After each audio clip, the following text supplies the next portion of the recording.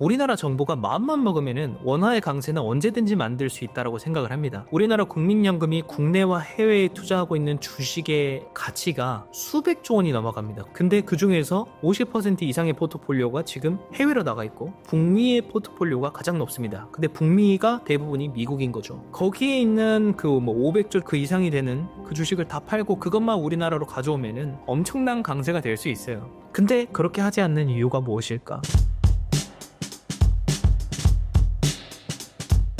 최근 원화 가치가 폭락하고 있습니다. 왜 이런 현상이 일어나고 있나요?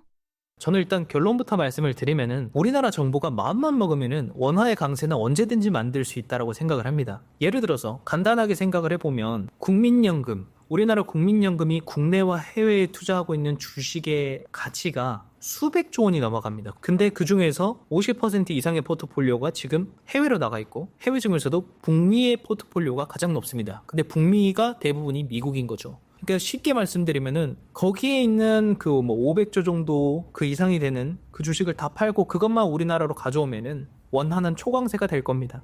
초강세까지는 아니더라도 엄청난 강세가 될 수 있어요. 근데 그렇게 하지 않는 이유가 무엇일까? 왜 원화의 강세를 적극적으로 유도하지 않는 것일까? 왜 원화를 계속 약세로 더 약세로 유지하는 것일까? 저는 이게 지금처럼 힘든 상황 속에서 그 수출 경쟁력을 더 갖춰나가기 위한 우리나라의 전략이다라고 생각을 해요. 예를 들어서 사실 우리나라가 과거 같은 경우에는 가격 경쟁력도 좋고 기술력도 좋아서 시장의 점유율을 늘려나가기 좋았는데 지금 같은 경우에는 중국이 기술력을 높여오고 그리고 가격 경쟁력까지 만들어 놓은 상태에서 위안화의 약세까지 되다 보니까 엄청난 경쟁력을 가지고 시장 점유율을 빠르게 뺏어나가고 있는 거거든요. 그래서 우리나라가 과거에 잘 먹고 잘 살던 그런 산업들이 하나둘씩 지금 무너져 나가고 있는 그런 상황이에요. 케미칼도 그렇고 지금 철강 사이드, 반도체도 점점 위협을 받고 있는 거고 자동차도 앞으로 더 그럴 가능성이 높다라고 생각을 합니다. 그래서 이런 상황에서 우리나라 정부가 유일하게 포지션을 해줄 수 있는 거는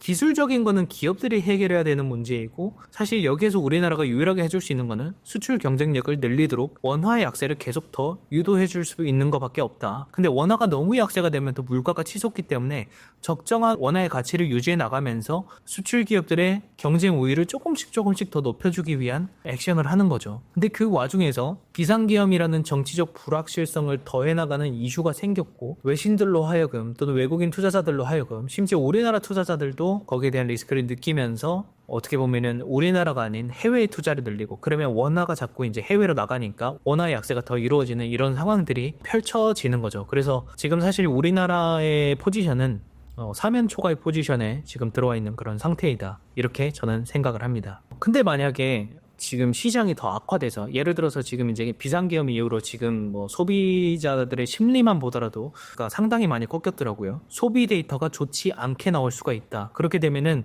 경제 성장률에도 영향을 미칠 것이고 사실 자영업자 비중이 거의 한 500만 명 이상이 되는 그런 우리나라의 포지션에서 상당히 자영업자들도 어려움을 겪을 가능성이 높다. 이렇게 저는 생각을 하는 거죠. 원화 가치 붕괴로 인해 벌어질 수 있는 최악의 시나리오는 무엇인가요? 사실 2007, 8년도 당시가 최악의 시나리오의 예시로 볼 수도 있을 것 같아요. 그 당시에 보면 우리나라 물론 이제 금융위기라는 이제 대외적인 악재가 있었지만 그 당시에 보면 이제 우리나라 원화의 가치도 달러 대비 거의 50% 가까이 약세가 됐었고 증시도 한 50%가 밀렸거든요. 그러니까 우리나라 입장에서는 엄청나게 손실이 컸던 그 순간이었습니다. 근데 이런 정치적 불확실성에 대한 리스크가 계속 이어지고 만약에 갑자기 글로벌 신용평가사에서 물론 지금은 이제 긍정적으로 신용평가를 강등할 이유는 없다 이런 코멘트들을 했었지만 글로벌 신용평가사에서 만약에 정치적 불확실성이 계속되고 소비 심리가 계속 위축되면서 소비 데이터가 점점 악화되면서 이런 움직임이 나오게 되면은 신용등급의 강등으로도 이어질 수 있는 가능성은 있다라고 생각을 해요. 그렇게 되면은 우리나라에 대한 리스크가 점점 가중화될 수 있는 것이죠. 그렇게 되면은 원화가 끝모르게 더 약세가 될 수 있는 거고 그러면 이제 정부도 선택을 하겠죠. 국민연금 다 팔고 들어와 라고 한다라든지 물론 이건 정말 실현되면 안 되는 옵션 중에 하나이지만 왜냐면 국민들의 미래와 관련된 부분이기 때문에 어쨌든 정부가 그러면 외환보유고 안에서 이 환율을 컨트롤한다라고 했을 때 지금 외환보유고만 보더라도 장단기 외채 규모가 외환보유고보다 훨씬 커져 있는 상태이고 외환보유고의 한 30% 정도에 되는 규모가 지금 단기 외차라는 된다는 거죠. 그래서 지금과 같이 원화의 가치가 약세가 되는데 지금의 원화 약세 추세에서 갑자기 가파른 원화 약세가 되고 원화 가치의 붕괴 시나리오가 전개가 된다면 그때는 우리나라의 물가도 치솟을 것이고 그러면 소비자들의 소비 심리도 더 악화가 될 것이고 근데 그런 상황이 비상계엄 이후에 현재의 불확실성이 가득한 정치적 상황까지 맞물리게 되면은 상당히 큰 리스크로 작용을 할 가능성이 있다 이렇게 보는 거죠. 언제쯤 환율이 다시 정상화가 될까요? 과거와 동일한 상황이 되면 다시 원화의 가치가 정상화되지 않을까? 그럼 그게 언제냐라고 봤을 때 미국의 금리가 금리 인상 직전 수준 또는 안정화되는 수준까지 내려갔을 때가 원화의 가치의 정상화가 이루어지는 시점이다. 이렇게 볼 수가 있겠고 그럼 미국은 언제 그 금리를 과거 수준까지 다시 낮출 것이냐를 묻는다면 거기에 대해서는 불확실성이 너무 많다라고 생각을 합니다. 트럼프 2기 정부의 앞으로의 정책 방향성이라든지 대외적인 그 변수들이 너무 많이 존재하고 있는 그런 상황인데 개인적인 의견으로 말씀을 드리면은 트럼프는 결국은 보편적 기본관세라든지 이런 것들을 도입해서 세수를 늘리겠다라고 했지만 그 세수를 늘리기 위한 목적은 법인세 인하 그리고 법인들이 잘 살게 만들겠다. 법인들이 사업하기 좋은 환경을 만들겠다이고 그렇게 이야기하면서 가장 주로 이야기를 했던 게 제조업들이 다시 미국으로 들어와야 된다. 그래서 미국이 이제 더 이상 수입하는 사람이 아니라 결국 이제 수출하는 국가가 되겠다. 이런 목표가 있는 것이죠. 그렇게 되면은 사실 제조업이 일자리 창출을 단일 사업체에서 가장 많이 하는 섹터이기 때문에 제조업들이 많이 들어온다라는 거는 일자리 창출이 엄청나게 늘어나게 된다라는 거고 그렇게 되면은 미국의 입장에서 지금 미국 전체 세수의 30% 정도가 뭐 급여세라든지 이런 근로자들이 지불하는 세금인데 그 세금 사이드를 세수 사이드를 더 늘려나갈 수 있는 그 환경이 만들어질 수 있는 거죠.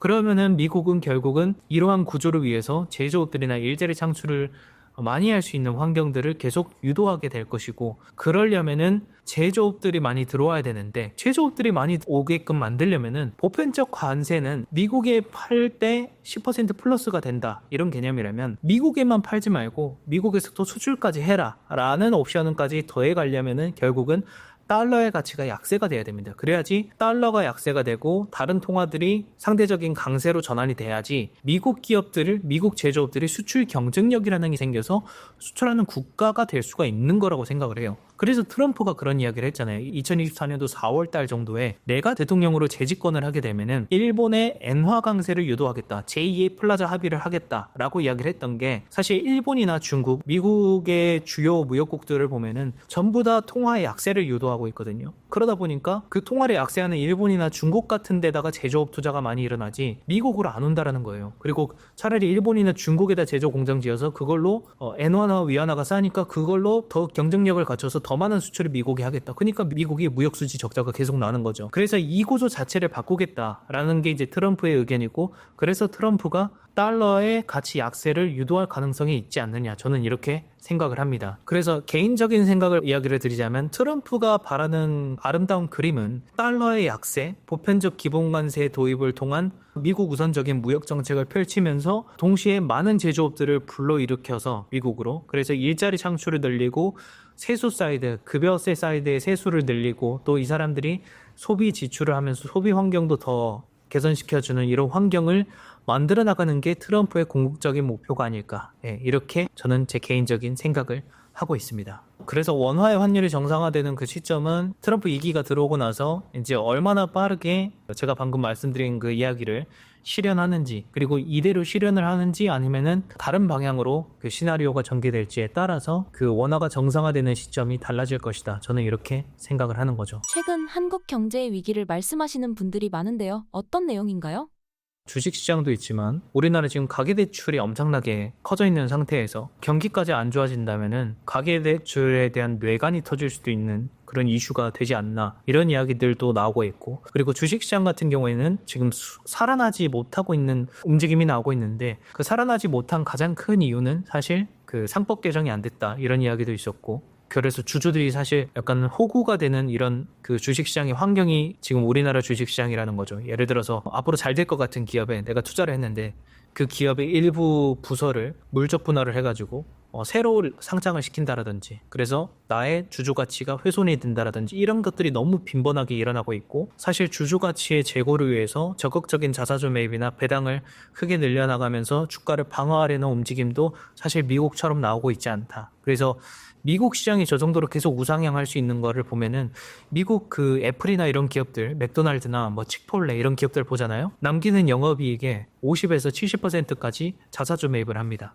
그리고 시장이 안 좋아져서 그 주가가 크게 밀리면은 90% 또는 대출까지 끌어들여서 그 영업이익의 100% 이상까지 이거를 자사주 매입을 하면서 주가를 방어하고 주주의 가치를 고려해 주거든요. 그런 것들이 다르기 때문에 우리나라는 주식시장도 계속 다운이 되고 있고 그런 상황이 나온 거죠. 근데 거기다가 지금 이제 비상계엄 이후에 지금 소비 심리도 계속 위축되고 있고 거기다가 지금 중국이 막대한 경쟁력을 갖추고 우리나라의 핵심 산업들을 하나둘씩 뺏어가고 있는 상태이거든요. 그만큼 기술력도 올라왔고 가격 경쟁력도 엄청나게 커져 있는 상태에서 글로벌 시장 점유율까지 뺏어나가다 보니까 우리나라 기업들이 잘 먹고 잘 살던 그런 포지션에서 지금 상당히 어려워진 포지션으로 되고 있고 그러면 자연스럽게 고용도 줄어들 수 있는 게 아니냐. 그렇게 되면은 경기가 더 안 좋아질 수 있는 경기 하방 압력이 더 커진다 이렇게 생각을 하는 거죠. 그래서 우리나라의 위기를 특정 하나를 언급하면서 설명하기는 어렵고 여러 가지 그 변수들이 많이 존재하기 때문에 제가 방금 말씀드린 것들을 참조하셔서 우리나라의 위기를 판단해 보는 게 좋을 것 같다 이렇게 의견을 정리할 수 있을 것 같습니다. 최상목 부총리는 경기 침체 진입 가능성에 대해 너무 과도한 우려라는 입장을 표했는데 내년 경제 어떻게 전망하시나요? 2007, 8년도 당시나 또는 닷컴버블 당시와 비교했을 때 지금이 우리가 안정적이다 말할 수 있는 상황이 되느냐라고 보면은 저는 그건 아니라고 보거든요. 오히려 상황이 더 악화되었다라고 저는 생각을 해요. 우리나라 대기업들의 주력 산업들이 지금 중국 기업들에게 뺏겨나가고 있고 그러면서 수천억을 벌던 기업들이 수천억의 적자를 내는 구조가 되고 있고 지금 우리나라 기업들이 막대한 돈을 투자해서 공장을 짓고 막 성장을 시켜왔던 그런 2차 전지 관련주들도 지금 이익들이 엄청나게 꺾여나가고 있고 주식 가격도 크게 꺾여나가고 있는 그런 상황까지 나오고 있고 그리고 이제 우리나라 기업들의 이제 수출 경쟁력도 지금 중국 기업들의 그 수출 경쟁력이 더 높아지면서 위안화 약세 그리고 기술의 그 상향 평준화 가격이 또 다운되면서 글로벌 시장 점유율까지 뺏어나가고 있는 그런 상황 속에서 거기다가 지금 가계대출이 역대급으로 올라 있는 이런 상황인데 거기에서 지금 소비 심리까지 꺾여나가고 있는 상황인 거잖아요. 우리나라 경제의 핵심인 소비 사이드가 소비까지 꺾여나가면은 사실 이게 과연 안전한 경제 상황이다라고 이야기를 할 수 있는가 라고 묻는다면 저는 아니라고 생각을 합니다. 그리고 이제 환율적인 부분도 상당히 중요한데 우리나라 정부에서는 상당히 이제 안정적인 부분을 언급하고 시장의 과도한 위험 해석을 좀 완화시켜야 되는 그런 입장이 있습니다. 근데 이제 실제로 데이터적으로만 봤을 때도 부채가 역대급으로 과도하게 형성이 되어 있고 그리고 이제 자영업자들의 그런 감소 추세도 가파르게 나오고 있고 동시에 소비 심리도 지금 위축되어서 꺾여 있고 그리고 이제 우리나라 메이저 기업들 뭐 롯데라든지 많은 기업들이 실적이 크게 다운되고 있는 모습들이 나타나고 있기 때문에 이것만 봤을 때 경기 침체를 과도한 해석이다라고 보기에는 경기 침체 가능성도 충분히 있다라고 이제 보는 것이죠. 그냥 간단하게 생각을 했을 때 사람들이 이제 소비를 안 하려고 하고 소비 심리가 크게 꺾였잖아요 이번에. 소비를 안 하려고 하고 그 잘 나가는 기업들이 이익을 못 내가지고 이제 마이너스가 되기 시작을 했다 이익이. 그러면 사람을 줄일 것이고 그리고 투자도 줄여나가겠죠. 그러면 자연스럽게 경기가 침체 국면으로 빠져나가는 게 아니냐. 이거를 해결하려면 정치적인 안정화가 돼야 되고 그리고 빠르게 문제를 해결할 수 있도록 지원 정책이라든지 이런 것들을 펼쳐나가야 되는 거예요. 근데 그게 지금 원활하게 진행될 수 있는 상황이 아니니까 내년 초까지 불확실성이 상당히 큰 거죠. 그래서 지금과 같은 정치적 불확실성이 계속 유지가 된다면 내년 초까지 경기 침체의 가능성이 없다라고 말하기는 어렵다. 이렇게 저는 생각을 하는 거죠.